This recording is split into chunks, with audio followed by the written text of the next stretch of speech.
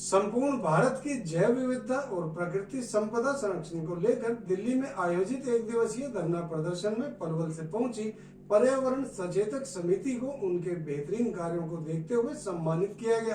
पेड़ पौधे जीव जंतुओं जल ही जीवन को मिशन मानते हुए प्रकृति पर्यावरण संरक्षण के लिए बेहतरीन कार्य करने वाली संस्था पर्यावरण सचेतक समिति को दिल्ली में सम्मानित किया गया। संपूर्ण भारत की जैव विविधता और प्रकृति संपदा संरक्षण दिल्ली में आयोजित कार्यक्रम में आचार्य राम कुमार बघेल व उनकी टीम के सदस्यों मास्टर मानिक चंद, मास्टर थान सिंह, अमरपाल, देव, ईश्वर राज, गजेंद्र आदि को प्रशस्ति पत्र देकर सम्मानित किया गया। पर्यावरणविद आचार्य राम कुमार बघेल ने बताया कि यह सम्मान हमारे पूरे हरियाणा प्रदेश का सम्मान है। इन दिनों भीषण गर्मी के साथ तापमान करीब 50 डिग्री को छू रहा है। इसका मुख्य कारण मानव द्वारा विकास के लिए वृक्षों की कटाई और बढ़ता प्रदूषण है। पेड़ों की कमी से वन्य प्राणियों पर भी जीवन संकट और भूजल स्तर घटने से सभी के लिए संकट बनता चला जा रहा है। हम सभी को अपने आसपास के पर्यावरण को बचाने के लिए आगे आना चाहिए। हम सभी मिलकर प्रकृति का बचाव कर देश के भविष्य को बचा सकते हैं। संस्था ने वन मंत्रालय भारत सरकार को ज्ञापन भी दिया हुआ है और शीघ्र ही मुख्यमंत्री हरियाणा सरकार को भी प्रकृति पर्यावरण संरक्षण को लेकर ज्ञापन दिया जाएगा। आज जब हम यहाँ पर पहुँचे तो देखकर इतनी प्रसन्नता हुई, क्योंकि आप सबके सहयोग से ही हम इसे बचा सकते हैं। मैं आपको अपना एक छोटा सा परिचय दूंगा। वैसे विशेष परिचय लायक तो मैं नहीं हूँ। मैं मिशन प्रकृति बचाओ पर्यावरण सचेतक समिति संयोजक पलवल से आचार्य राम कुमार बघेल, और यहाँ पर मेरे टीम के जो रीढ़ की हड्डी है हमारी, वो भी हमारे साथ यहाँ पर उपस्थित हैं। जैसा कि हम सभी को पता है कि पर्यावरण प्रकृति के नाम के स्लोगन हम लोग दीवारों पर लिखे हुए देखते हैं। जमीनी स्तर पर तो कुछ लोग ही काम कर रहे हैं। हम लोगों ने जब से होश संभाला है, प्रकृति पर्यावरण की गोद में हम लोग खेले बड़े हुए हैं। छोटी छोटी सी ऐसी कुछ बातें हैं, जैसे कि ट्री गार्ड जब पेड़ बड़ा हो जाता है तो उसमें फंसे रह जाते हैं, सरकार उसकी तरफ ध्यान नहीं देती। हमने इसकी मांग रखी हुई है और प्रयास है कि हम पूरे देश के जो बड़े पेड़ों में ट्री गार्ड फंसे हुए उन्हें निकलवाएं। और ये भावना हमें अपने अंदर पैदा करनी होगी कि इन वृक्षों को हमारी तरह दर्द होता है कि वृक्ष ट्री गार्डों में फंसे हुए हैं और इनके कष्ट को समझा जाए और इन्हें ट्री गार्ड से मुक्त किया जाए। वृक्ष हमारे प्राणदाता हैं, उनके विषय में उनके दर्द को ना समझते हुए उनके लिए मजाक के शब्द यूज किए जाते हैं। तो आज हम लोग एक लेटर और हमने अपने विचार ये अनुराग भाई को भी हमने बताया है कि पूरे देश के जो ट्री गार्ड फंसे हुए हैं बड़े वृक्षों में, वो निकलने ही चाहिए।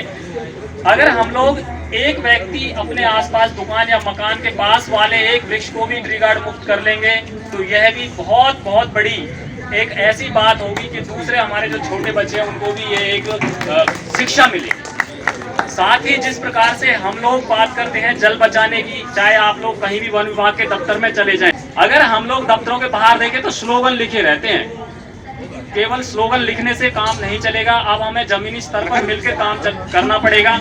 मैंने छोटे छोटे ऐसे कुछ अभियान बनाए और स्कूल और कॉलेजों में जाकर हम लोग बच्चों को भी इसके प्रति जागरूक कर रहे हैं कि आप छोटे छोटे पौधे लगा सकते हैं, उनको आप किसी भी गिफ्ट में, किसी भी उत्सव पे आप किसी को दे सकते हैं। साथ ही जो दिव्यांग पौधे हैं आप उन्हें निकाल करके कहीं किसी डिब्बे में लगा लो और उनको आप कहीं पर भी रोपण करवा सकते हैं। मतलब वो पेड़ बच गए हैं।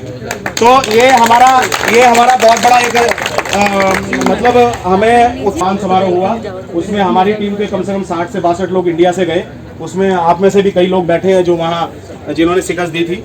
उसके बाद फिर वहाँ सभी के विचार आए कि एक राष्ट्रीय लेवल का एक अभियान बने जो सारे राज्यों में काम किए। क्योंकि मान ले आपका दिल्ली में कोई प्रॉब्लम है, दिल्ली लोकल कम्युनिटी दिल्ली में लोग बैठ जाएंगे तो वो इतना इम्पैक्ट नहीं पड़ेगा जब तक सारे राज्यों से उस बात के लिए आवाज ना उठे। क्योंकि ये जो बक्सवाहा जंगल बचाओ अभियान था, मैं जैसे पंजाब का था, बिहार से उठा, उत्तराखंड से उठा, तो लगभग देश के कम से कम 22-23 राज्यों से उसकी आवाज उठी।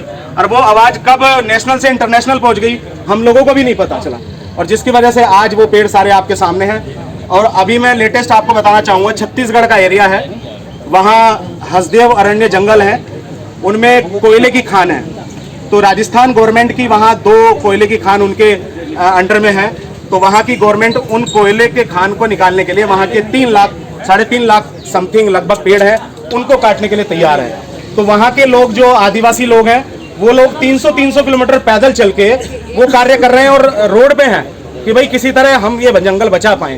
तो मैं यहाँ जंतर मंतर पे आप सभी लोग बैठे हैं, इतने संगठन सब साथ मिलके एक आह्वान करते हैं कि हसदेव जंगल के लिए हम सभी संगठन मिलकर आवाज उठाएंगे, जिससे जैसे छतरपुर बक्सवाहा के जंगल हम बचा पाए, वैसे ही हम हसदेव अरण्य जंगल छत्तीसगढ़ के बचा पाए। बहुत बढ़िया। और मुझे उम्मीद है और विश्वास भी है आप सभी पर कि ये जो जंगल है यही हमें प्राणवायु दे रहे हैं। सरकार प्रशासन पता नहीं क्यों इन पे ध्यान नहीं दे रहा है, लेकिन वो बहुत जरूरी है। आने वाला समय ऐसा आएगा कि शायद हमारे बच्चे, अगर हमने आज इन पे काम नहीं किया तो शायद हमारे बच्चों को कंधे में ऑक्सीजन का सिलेंडर लेके चलना होगा।